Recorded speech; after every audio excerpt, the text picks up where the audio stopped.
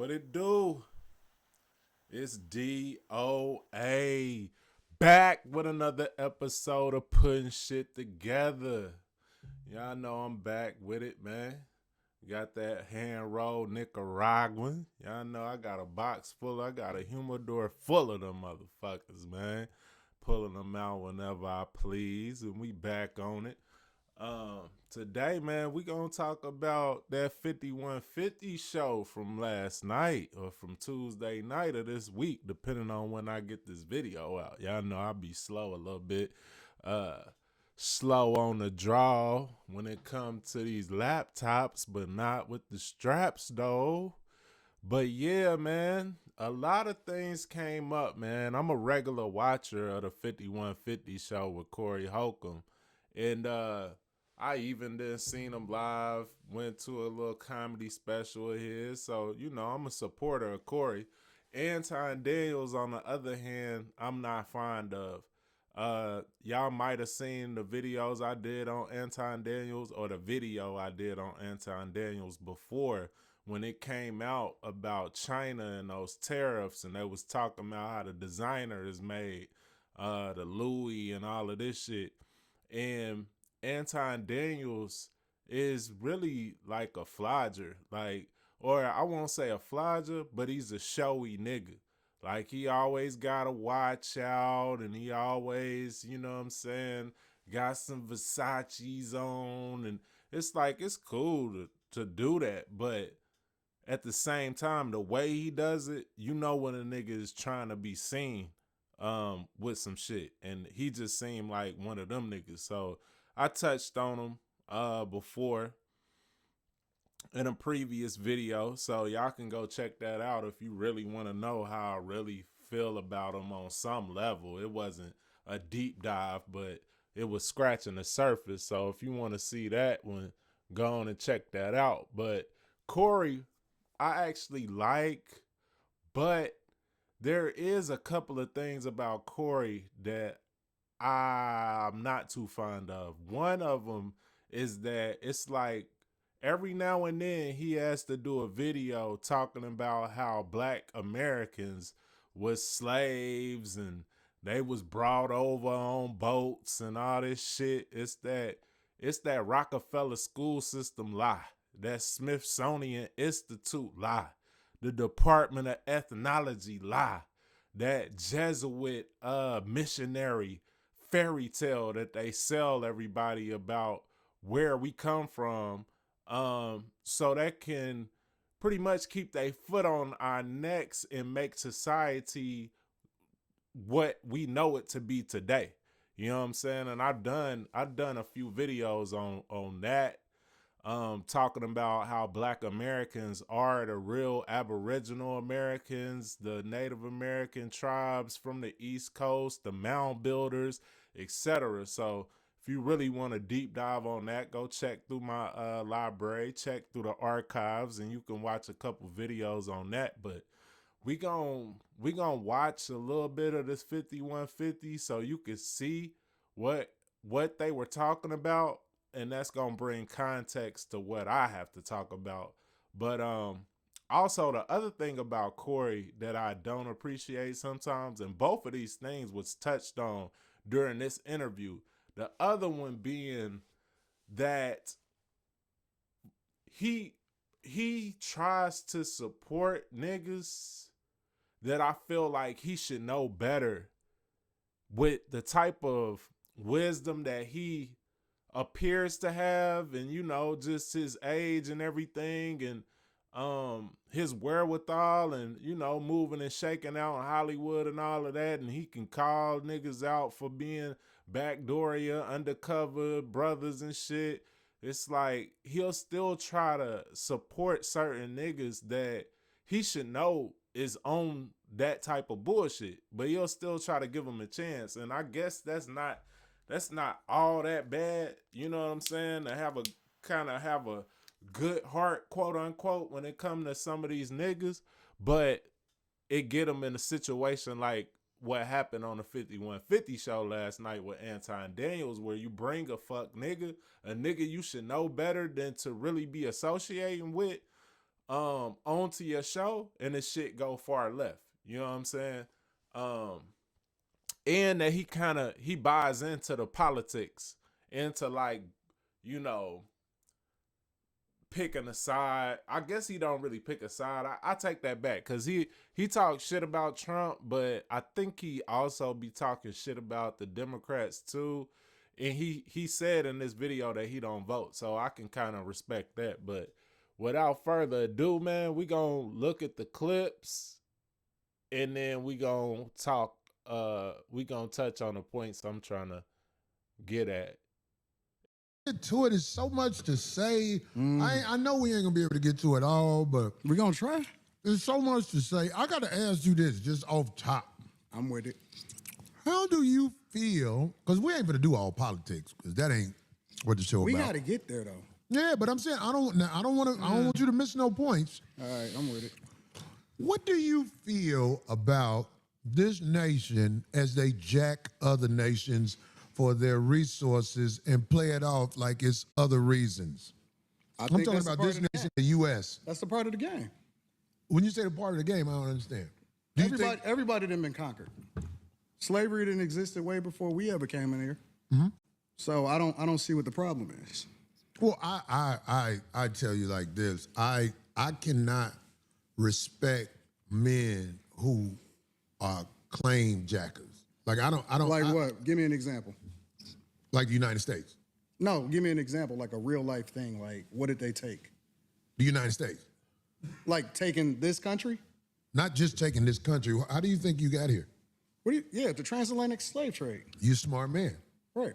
I studied it. I know all about it. So it's very hard to be respectful of what is here when me, for example, as an African American male, I know how I got here. I didn't take the cheap flight on Frontier here. My people were kidnapped. My people were sold by robbed. Africans. They what? They were sold by Africans. You say all the people were sold by Africans? How you think what you think white people came over there and got us? Yes. No, they were sold. So They just capitalized off of it better than the Africans did. Okay, so you're saying that all of the black people that were brought here were sold by Africans. Correct. So the white people were just doing transactions over there. Absolutely. It was capitalism. See, the thing about white people, you think that racism is inherently in them. Racism is inherently in all of us. Black people is some of the most racist people I've ever seen in my entire life. We don't even like each other. So can I ask you a question? No, hold on. Let's stay there. Okay. We don't even like each other. And so black people participate. Some of the first slavers in the United States of America was black people. That's the truth. So what I'm trying to understand is, Was slavery in the United States before? slavery existed thousands of years before we got here. Okay. Slavery was on every single continent in this world. That's a fact. Now, the thing that's a problem with it is that, then this is the problem that I have. What you niggas want? What do you mean when you say what you need? What do y'all want? What Like, do you want? cause y'all complaining about it over and over again, and I'm trying to understand what is it that y'all looking for. What is gonna help a y'all? whole thing that has happened? Because I'm solutions oriented, and I'm tired of niggas that ain't never been through shit complaining about shit that they ain't never been through. If you black in the United States, you've been through some shit. But I'm tired of niggas complaining about shit that they have never been through. Like- You've been through some shit, but you ain't been through that. I don't And so- understand. What are you saying? Like, I'm Because trying to most of the make niggas that's complaining about it ain't never even really seen real racism. These is new niggas. All of these internet niggas right here, these is new niggas. So are you saying black people in the United States, some of them have skipped over racism? And this probably gonna be a 2-part video, because I just wanted to touch on this first part first, and then we'll probably get into the altercation segment, and I have a take on that as well. But the thing is they started off up here with the slave narrative, and you see, even though they got differing opinions about the information concerning black people, they still are originating at the same fairy tale, which is that blacks was brought over from Africa. And this is the thing that's most detrimental to our people, I feel like. I got a whole Instagram page dedicated to bringing out the truth about this. And for two black men that, you know, seem like they're knowledgeable on a lot of things, how have you never stumbled across this information and looked into it in depth? How can I trust a person like Anton Daniels with this bag chaser shit, and you covering news every morning, the billionaire whatever podcast or whatever you do, where he's covering news topics and supposedly researching this and that and the third, but when it comes to heritage, you are skipping over it and just regurgitating what's been learned in school, what's been indoctrinated into people in school about Black Americans' heritage. And see, the thing is like, they saying niggas was brought over on ships, and Anton Daniels is saying, you know, they were sold by Africans. But when you talk to Africans, they don't have this part of history in their history books where there was a huge transaction of their people to white people to be sold off somewhere to the Americas. They don't teach this, and it's not because anybody is necessarily ashamed of if they did it. Like, it's history. White Americans have done a lot of things that they don't necessarily cover up out of shame. They just, you know, say it's water under the bridge. So if they lost that many of their own Africans to whites, to go build another country with, like, bro, they would be teaching that just like we're teaching it. Like, we teaching it from the perspective of us coming over here. They would be teaching it from the perspective of them selling people away, or parts of their families getting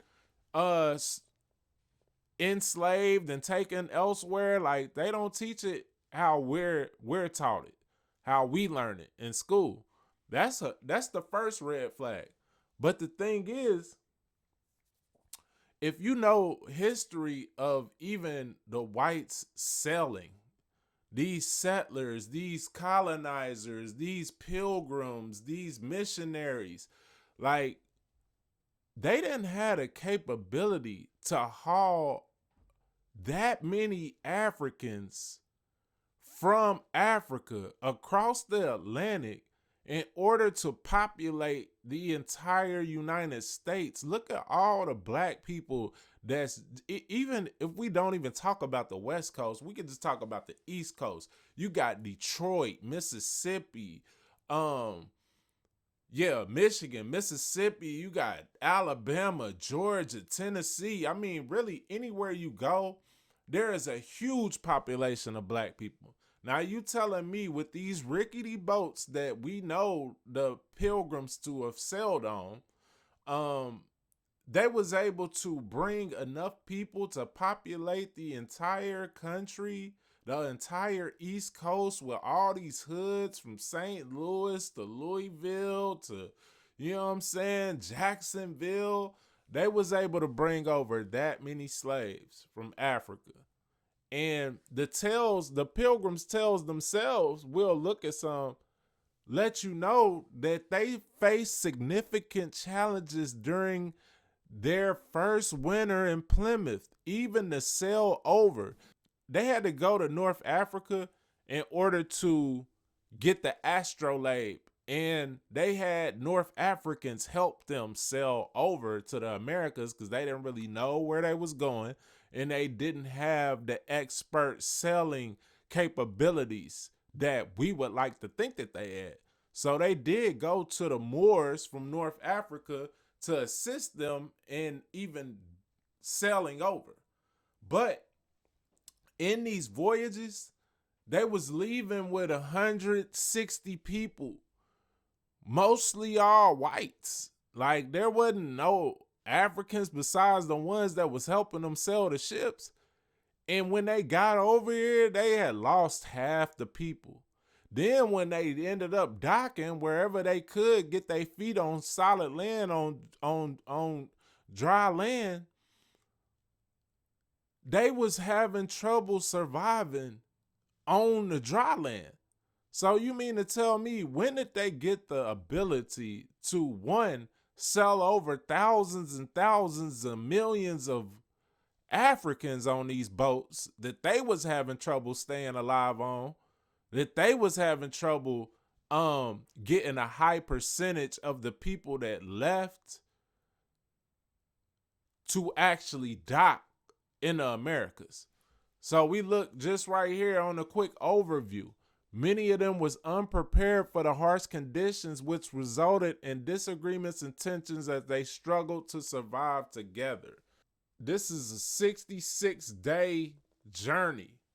One of them. This is just one of them we talking about. They said during which the passengers faced cramped quarters, storms, and limited food supplies. The ship carried 102 passengers and about 30 crew members. And they lost a huge number of this 160 something people, or what was that? 132 people. They docked with like half of them. Then they didn't have enough supplies, needed to go back. And by the time they left and came back, it was only a handful of the people that they left with left surviving. You see what I'm saying? So when were they able to make these voyages successfully with a lot of extra slaves? Then look, they say during the harsh winter of 1609 to 1610, known as the Starving Time, the Jamestown settlers resorted to cannibalism due to extreme hunger and desperation. Archaeological evidence, including the remains of a 14-year-old girl, confirms that some colonists consumed human flesh to survive when other food sources were exhausted. So the shit was so bad, they resorted to eating each other. So tell me, how was they gonna be able to manage, like the movie Amistad, where the amount of Africans outnumbered the amount of white crew members? But y'all starving. How the hell was you gonna be able to make these voyages and bring over that many Africans to end up populating the United States? That's crazy in itself. You see what I'm saying? So I got lots of evidence to refute that little Rockefeller fairy tale that they tell about them bringing us all over on boats. That it never happened. It don't make statistical sense even. Before you get into the other things, like all lands have Aboriginal people, and all the Aboriginal people are brown skin. Like Aboriginal Australians, the Aboriginal Japanese even are the Andaman Islanders, which are the darkest people on planet Earth, darker than the Sudanese. You see what I'm saying? So it's like, what would exempt America from having their own Aboriginals as well? They act like it was nobody over here, or it was some fairy tale Native Americans that look just like the Spaniards themselves, like these fucking Disney Indians. That's what they want you to believe was over here when they pulled up. But I'm going to show y'all some writings that's going to let you know what the Jesuit missionaries themselves were saying about the people that they found over here on this land. First of all, we're going to look at this right here. These writings are from Hernando de Soto's encounter with Chief Tuscaloosa. And I pulled this right off of my other Instagram account, aboriginal.official. And they would like you to believe that they brought slaves, but in most of the instances when they did bring slaves, they were white slaves. They were white Christian slaves. They weren't African slaves. These was white people that was indentured servants because they couldn't pay for the voyage themselves. So they basically did it on credit and worked it off. Slaves. So then this is from Alabama, i.e. the Chief Tuscaloosa, right? So you would think that they brought all of these black people over here and this is where they docked a bunch of slaves over here in Alabama. But the thing is, right in Hernando de Soto's journal, it's going to tell you that he came asking for slaves. He didn't come bringing slaves. He brought white Christian slaves, but he was asking Chief Tuscaloosa to give him slaves. We can see right here, it says, in Tuscaloosa itself, the name means black warrior. You see, so this Tuscaloosa is actually the name that the Spaniards gave him. This is not that's not what his people called him. But the Spaniards called him Tuscaloosa, which meant black warrior. My bad. My internet bad up here in the studio today for some reason. But hopefully y'all can see this. I'll zoom it in. But it says the governor, when they say the governor, that's DeSoto. So he entered the town of Tuscaloosa, which was called Atahachi, a new town in the Cacique, means chief, was on a balcony that was made on a mound to one side of the plaza. And this mound that they talking about, I've actually been on. It's a mound in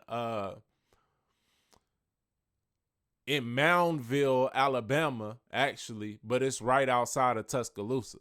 But it says about his head a certain headdress like a almazar, which is a turban, worn like a Moor, which gave him the appearance of authority. So they saying he had the head wrapped like a Moor, that turban on like a Moor, which is what you don't see these Hollywood Indians. You ain't never seen no Hollywood Indian with a turban on. That's one thing. But it says he was of tall stature, as that of Antonico, the guard of the emperor, their lord, meaning the Spanish. So this was a Spanish dude they compared him to. When I looked him up, they said he was about 7 feet tall. Very good proportions, a very well built and noble man. He had a young son as tall as he, but he was more slender. Always in front of the chief was a very graceful Indian on foot with a sunshade on a pole. Okay. The Christian women who were slaves of the governor had remained in a hut, in some pages a friar, a cleric, and a cook, and some soldiers. They defended themselves very well from the Indians. So this was Christian women who were slaves of the governor. Now, we already know what these Christian women were, because Africans, if this was from fresh off the boat, fresh off the continent of Africa, Africans, it's no way that they was Christians. Africans were not Christians at that time. So they letting you know right there by saying Christians who were slaves of the governor. So he did bring slaves, but they were white. You see what I'm saying? See what spirit the Tamims had. When they say Tamims, that's meaning that's the Indian slaves. So this lets you know that Chief Tuscaloosa already had slaves of his own. So where we believe that the Europeans came and brought these slaves and they put black people in slavery and all of this, actually, we was having slaves. That's no brag. That's just a fact. So, and even through like the slavery that we know of, where we're alleging that black people was put into slavery, and when slavery was legal in America, the first slave owner was a Cherokee Indian. They said they danced very well in the way of the peasants of Spain in such a manner that it was a pleasure to see. So we got big niggas in turbans that could dance very well. Now, who that sound like? So we skip down to this next highlighted part, and it says, the next day, the governor asked for Tamims and 100 Indian women. Tamims means slaves. So DeSoto asked Chief Tuscaloosa for some slaves. And this is where Tuscaloosa, the story goes on that Tuscaloosa set him up. He promised to give him some slaves, but he said, you got to follow me down to the coastline, which was Mobile. He walked them down to Mobile. He had traps set all along the way where niggas was barbecuing and cooking cornbread, and the Spaniards was loving the smell, and because the voyage was pretty grueling, they was like breaking off and going to these Indian huts to go eat because they was hungry. You see what I'm saying? And niggas was whipping up that good food, the motherfucking collard greens, barbecue and shit. So they was leaving the pack and going to go eat, and niggas was offering them, luring them with the smell of food and then killing them. So when they finally got what was left of the brigade down to Mobile, he ended up locking them in a fort, and then they went to war and started killing them off. That was a setup that Chief Tuscaloosa pulled off because actually an Indian from Kentucky, Tecumseh's brother, actually tipped off Chief Tuscaloosa to the fact that the Spaniards was coming. So they was already prepared to meet DeSoto. You see what I'm saying? So Chief Tuscaloosa had devised a little scheme that he was going to run to get rid of these motherfuckers. There's also another article from the Jesuit missionaries logbook. This is from the 1500s. And they say that, for one, the people that they met in Brazil when they landed was dark enough to be sailors on the river of Styx in hell. So this, just think of how black they trying to say that these niggas was. You know what I'm saying? And that was, of course, in Brazil, but this is still the Americas, South America. They saying the people down there was of olive tone, meaning, you know, they ain't talking about a green olive, obviously, but a black olive. So they was of olive tone. And then they said that they was dark enough to be sailors on the river of Styx in hell. You see what I'm saying? Then they said the Indians of North America resembled the Ethiopians. And we know Ethiopians, you know what I'm saying? We know what they look like. They look like us. You feel me? That's what Nipsey Hussle is, a fucking Ethiopian. You see what I'm saying? And niggas would take him to be a nigga. A lot of y'all probably don't even realize that this nigga's an Ethiopian. You know what I'm saying? So they letting you know in a lot of different ways. I could show you straight from the fucking colonizers themselves that they knew that it was black people here already. These was black people. You see what I'm saying? And a lot of people will also try to say that the South Americans is who came first, but I got writings from the Jesuit missionaries that would beg to differ, where they saying that we came first because the mounds, these pyramid-like structures that's all over the East Coast are older than even the pyramids in Egypt. So that'll let you know how old Black Americans' ancestors are, how deep our culture runs. Like, bro, we some of the first people, period. You know what I'm saying? But that's one thing. Like, I could not let them.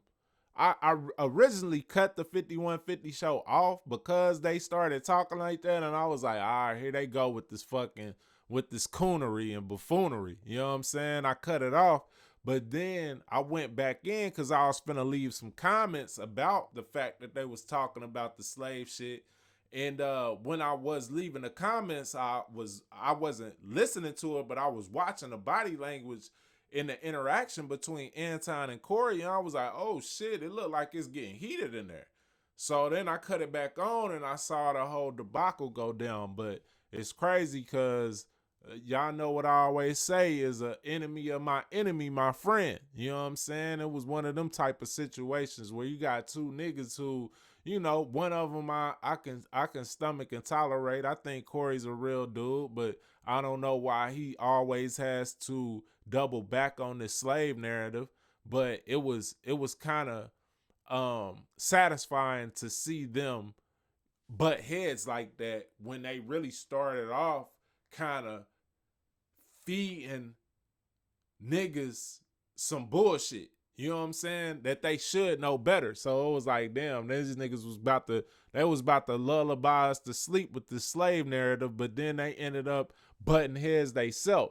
But one of the points that they was touching on was the politics. After they got off the slave, or they kind of was touching on the slave and the politics at the same time. And Anton Daniels was saying that, you know, niggas gotta vote and all this shit. And this is where Corey was saying, voting is goofy. Like, man, we need soldiers. We need niggas to rise up if we want to make any change, because they pretty much got their foot on our throats, bro. Like, it don't matter who you vote for. It's two wings of the same bird. You know what I'm saying?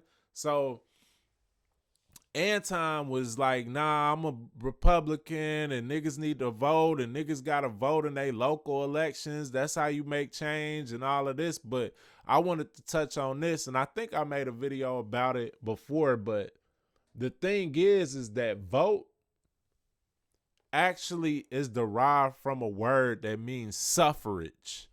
We got the Latin root of vote is votum, which means a vow, wish, or promise. It's derived from the verb vovere, meaning to promise or dedicate. Okay, so we got that, a vow, wish, a promise to a god, which is weird in itself. So vote comes from a promise to a god. So who would we be promising?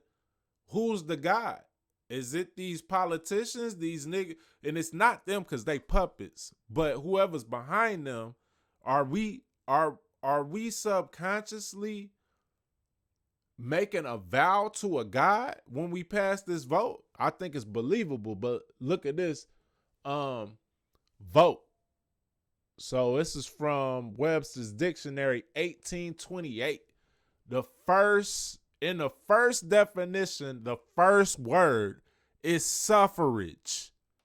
Vote, suffrage. From voveo to vow, votum is properly wish or will, but in the first definition, this says suffrage.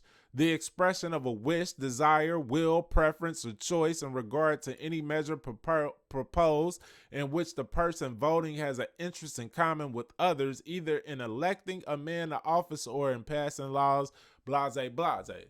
But why is the word suffrage there? And this is the thing that I believe, that we have to stop voting, because when you're voting, no matter which side, which candidate you voting for, it's really a vow or a promise to these false gods to sign up for the suffrage that is to come. So it's pretty much signing up to be governed, to pass this vote. And I believe if enough of us didn't vote, that the machine couldn't run. Because also, think of the word vote, sounds just like vote. volt, like electrical volts. And think about it, when it's time to vote, they always say the voters are being charged up for the polls.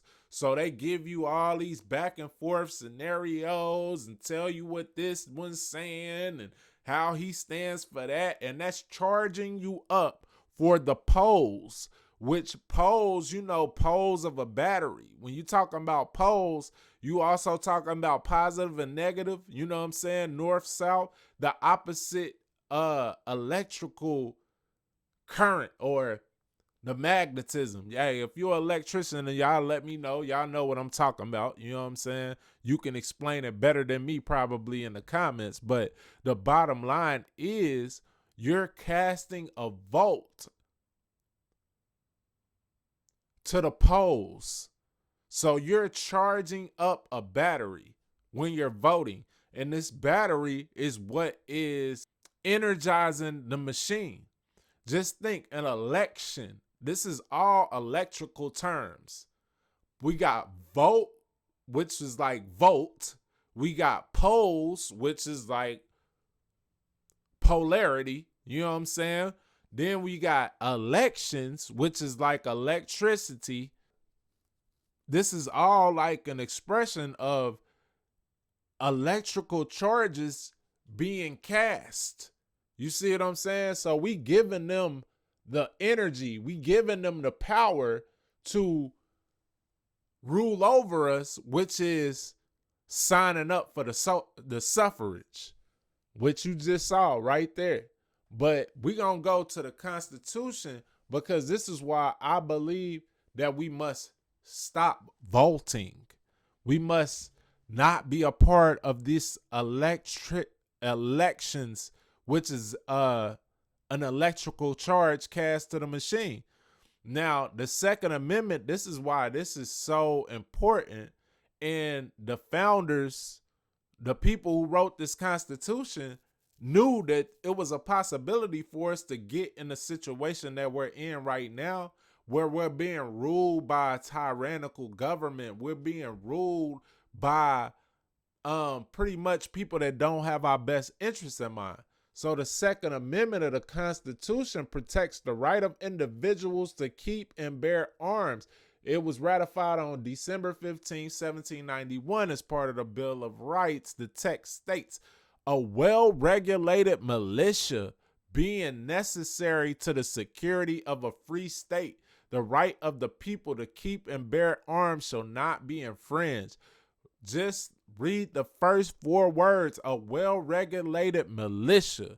So we have the right to bear arms, and it's not just about, oh, I'm protecting my household or just in case somebody threatened my life like on the street. It's really was so that we could form a militia of regular citizens that could keep the military and the government in line if we ever got to the point at which we're in now, which was some of what Corey touched on.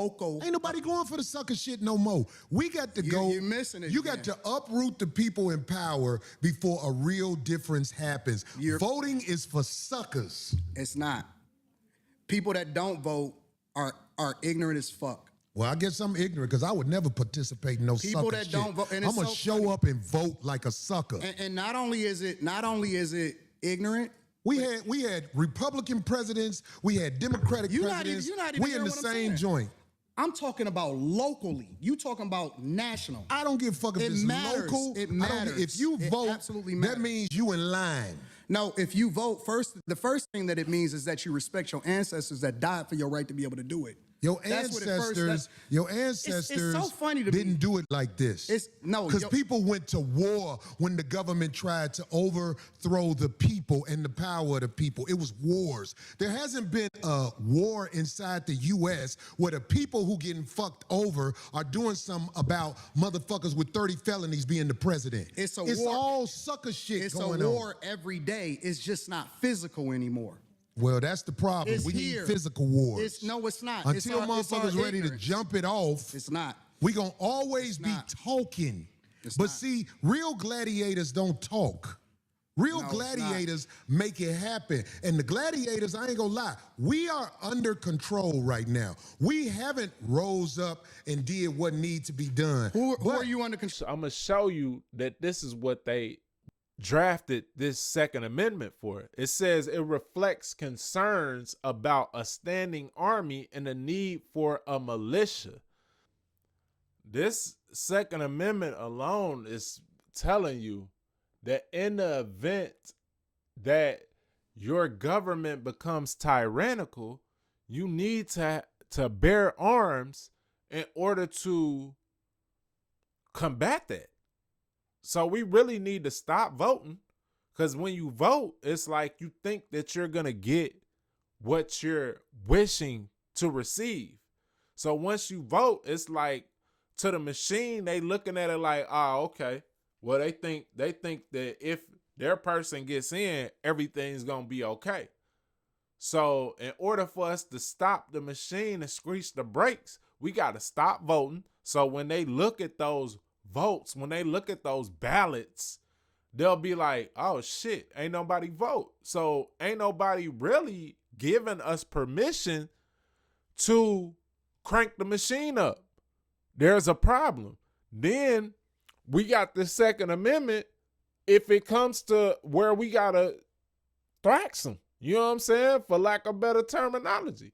Look, right here it says the natural rights of self-defense and resistance to oppression and the civic duty to act in concert in defense of the state. So, in resistance to oppression, James Madison wrote how a federal army could be kept in check by the militia. A standing army would be opposed by militia.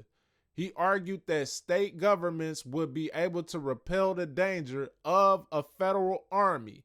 It may well be doubted whether a militia thus circumstanced could ever be conquered by such a proportion of regular troops.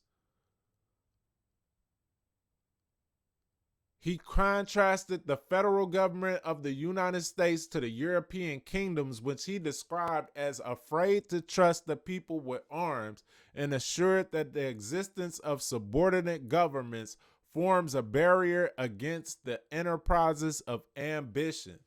So this right here is what we need to be privy to and what we need to be formulating within our own communities. We got to have militias that can oppose the federal army. You see what I'm saying? And that's where shit's got off the rails, because they keep on developing weapons and they're kind of getting too big for their britches. Where if they got the weapons, we need the weapons, because we need to be able to keep them in check if we need to. But now our army, they take our money and boost our army up, and it's like almost to the point where they're too big for their britches. You know what I'm saying? So this is just something I wanted to touch on, because they was going back and forth about whether voting was effective and what we needed to do in order to change things, but nobody ever goes that deep. Corey, he did scrape the surface, to give him credit. He went somewhat deep, but this is what we got to be doing, man. And a nigga like Anton Daniels ain't never going to tell you to do some shit like that. He going to keep on having you sign up for the suffrage. And you know how they be rolling out these celebrities like Diddy and Usher and everybody, rock the vote and all this shit. That's why they do that, because they want as many people as they can get to vote. And it's like, you've given permission for them to put you through the suffrage. You see what I'm saying? But man, I'm gonna make look out for that part too, because we're gonna go deeper into that interaction between Anton and Corey on the next one. But as always, man, it's a pleasure having y'all tune in. It's peace and love and light, wisdom and insight. DOA putting shit together. To the next episode, man. Peace.